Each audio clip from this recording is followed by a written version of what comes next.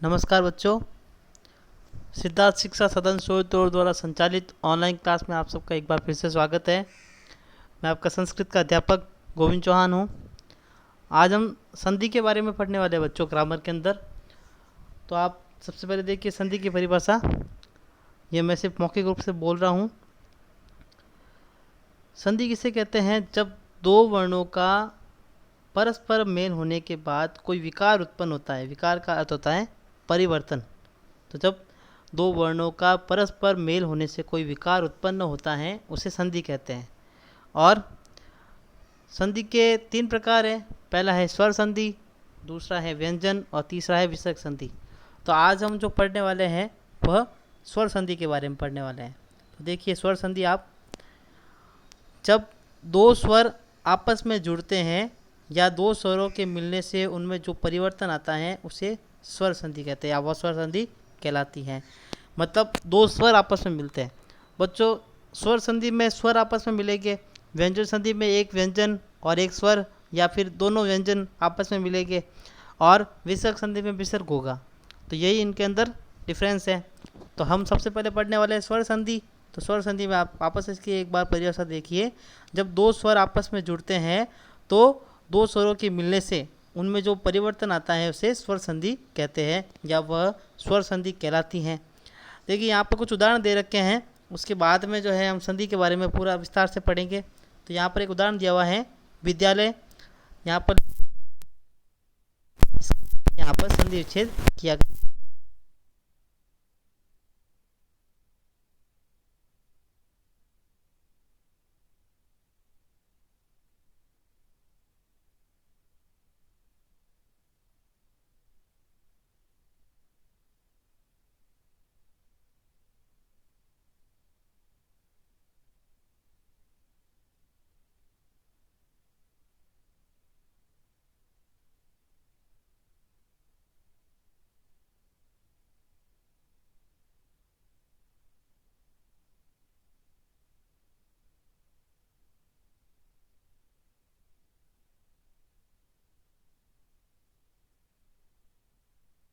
उदाहरण दे रखा है पर्यावरण। पर्यावरण जो शब्द है उसमें है परिधन आवरण। तो बच्चों ये उदाहरण है यण संधि का।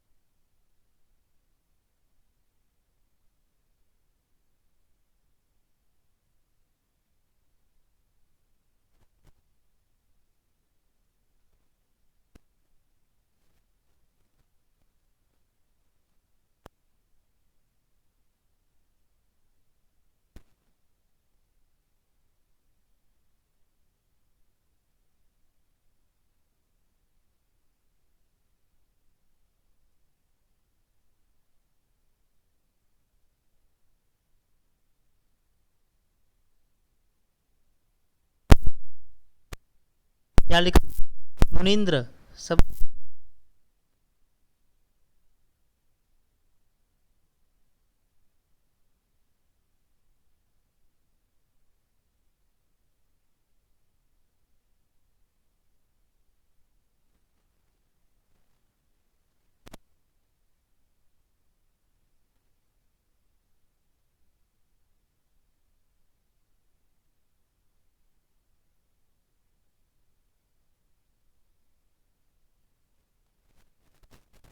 स्वर के प्रकार, यह आपको समझाने के लिए था। अब देखिए स्वर संधि के प्रकार। तो स्वर संधि मुख्यतः पांच भेद होते हैं। स्वर संधि के कितने? पांच भेद। पहला है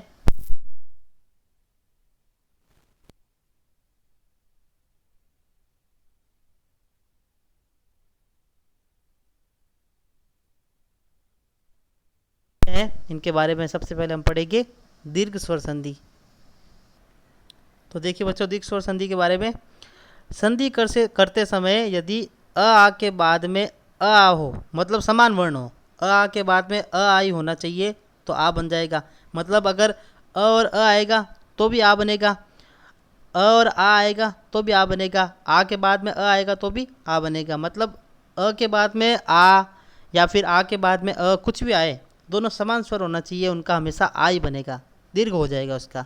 फिर उसी प्रकार से अगर ई के बाद में छोटी या बड़ी कोई भी ई आती है, कोई भी ई के बाद में दूसरी कोई भी ई आती है तो वह बड़ी ई बन जाएगी। फिर कोई भी अगर ऊ आता है और उसके बाद वापस ऊ आता है तो बड़ा ऊ हो जाएगा। जब ऐसा होता है तो हम इसे दीर्घ संधि कहते हैं और इस संधि को ह्रस्व संधि भी कहते हैं। तो देखिए अब इसके उदाहरण, दीर्घ संधि के उदाहरण देखते कुछ।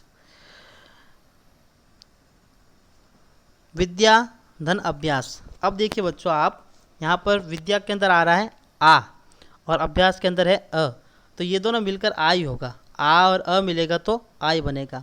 तो विद्या में ऑलरेडी आ है तो हम इस अ का लोप कर देते हैं, इसको हटा देते हैं और शब्द कैसे लिखेंगे, विद्याभ्यास। शब्द क्या बनेगा, विद्याभ्यास। पहले शब्द था विद्या धन अभ्यास और बन जाएगा विद्याभ्यास। फिर देखिए परम धन अर्थ। अब परम धन अर्थ में देखिए अ आ रहा है, उसके बाद में भी क्या आ रहा है, अ। परम में देखिए बच्चों अ है और उसके बाद में भी अ आ रहा है, तो दोनों मिलकर अ और अ मिलकर हो जाएगा आ। तो देखिए ये म के अंदर अ है, इसके अंदर ये जो अ है इधर वाला अ जो है इसमें मिलेगा तो म का हो जाएगा माँ। तो ये अ उसमें मिल गया और पीछे बचा आधा र और थ, तो सब बन जाएगा परमार्थ। फिर उसी प्रकार से देखिए कवि धन ईश्वर। कवि धन ईश्वर।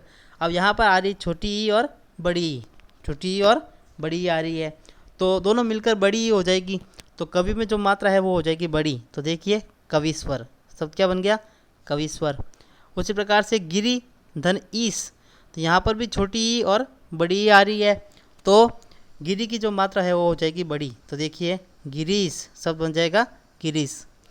उसी प्रकार से वधु धन उत्सव शब्द है तो यहाँ पर ऊ आ रहा है छोटा ऊ और उसके बाद में भी छोटा ऊ है। देखिए उत्सव में भी छोटा ऊ और वधु में भी छोटा ऊ आ रहा है तो ये दोनों मिलकर हो जाएंगे बड़ा ऊ, इसलिए सब बनेगा वधुत्सव। अब देखते हैं इसके कुछ और उदाहरण दीर्घ संधि के। तो देखिए बच्चों अभय धन अरण्य। अभय धन अरण्य, यहाँ पर अ और अ है और दोनों मिलकर आ बनेगा तो सब बनेगा अभयारण्य। अभयारण्य इसका अर्थ है जंगल। फिर देखिए शरण धन आगत। तो अ और आ मिलकर बनेगा आ, तो सब बन जाएगा शरणागत। फिर है विद्या धन आलय, तो इसका बनेगा विद्यालय। फिर विद्या धन अर्थी, तो आ और अ मिलकर बनेगा आ, तो विद्यार्थी। उसी प्रकार से कवि धन इंद्र, तो बन जाएगा कवींद्र, बड़ी की मात्रा हो जाएगी। हरि धन ईश, तो सब बन जाएगा हरीश। आगे देखिए बच्चों महिधन इंद्र। महिधन इंद्र, तो इसका हो जाएगा रहेगी। फिर सतीधन ईश, तो सब बन जाएगा सतीश। भानुधन उदय, सब बन जाएगा भानुदय। मात्रा देखिए यहाँ पर छोटी थी और यहाँ पर बड़ी हो गई।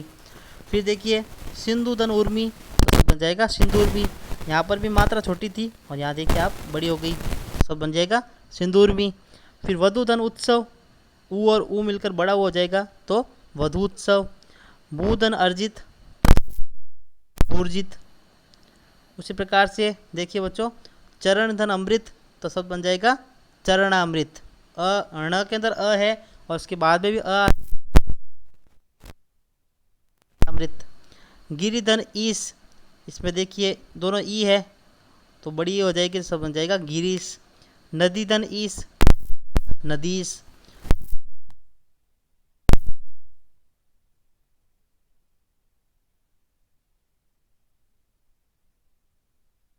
पितृणम। जो शब्द है इसमें में अ आया तो आ बन गया, ई के बाद में ई आई तो बड़ी ई बन गई, ऊ के बाद ऊ आया तो बड़ा ऊ बन गई। देखिए पितृ में यहाँ पर बड़ी री की हो गई संधि।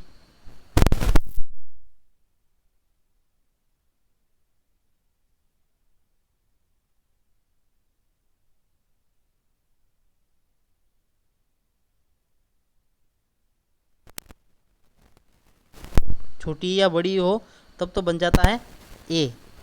क्या बन जाता है, ए। दोनों मिलकर क्या बन जाएंगे, ए बन जाएंगे।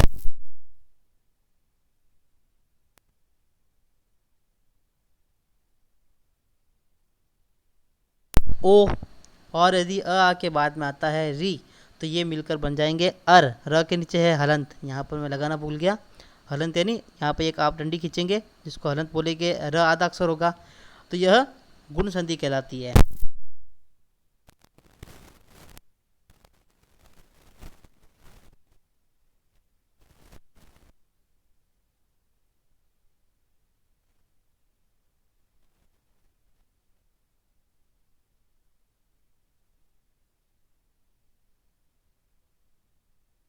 मान लो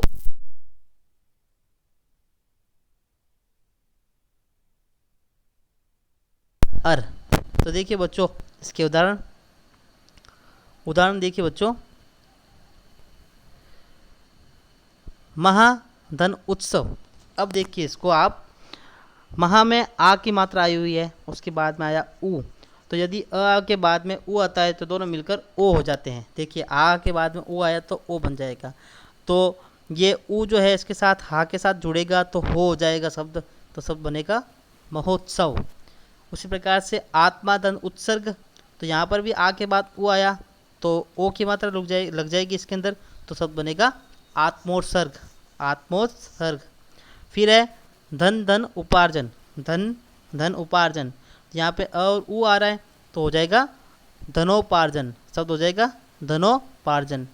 फिर देखिए सुर धन इंद्र, अब देखिए अ के बाद में आ रहा ई तो दोनों मिलकर ए बनेगा, तो र के अंदर अ है और ये ई है, दोनों मिलकर ए बन जाएगा, तो शब्द बन जाएगा सुरेंद्र। र के ऊपर ए की मात्रा लग जाएगी, शब्द बनेगा सुरेंद्र। उसी प्रकार से देखिए महाधन ऋषि, महाधन ऋषि में आ रहा है आ, आर के बाद में आ रहा है री, तो ये देखिए अर बनेगा। अब ध्यान से समझना, मैं यहाँ पे लिख रहा हूँ महा शब्द है बच्चों, और महा के अंदर है आ, तो देख लिया ये हमने क्या लिखा यहाँ पर म ह, और इसके नीचे लगा दिया हमने हलंत, क्योंकि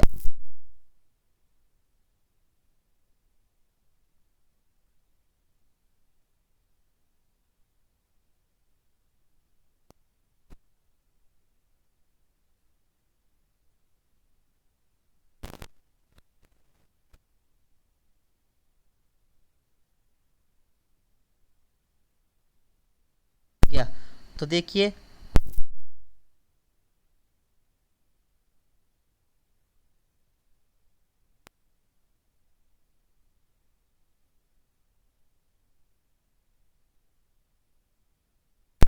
समझ में आ चुका होगा। तो इसमें आ और री मिलकर अर बना। अब देखते इसके कुछ और उदाहरण।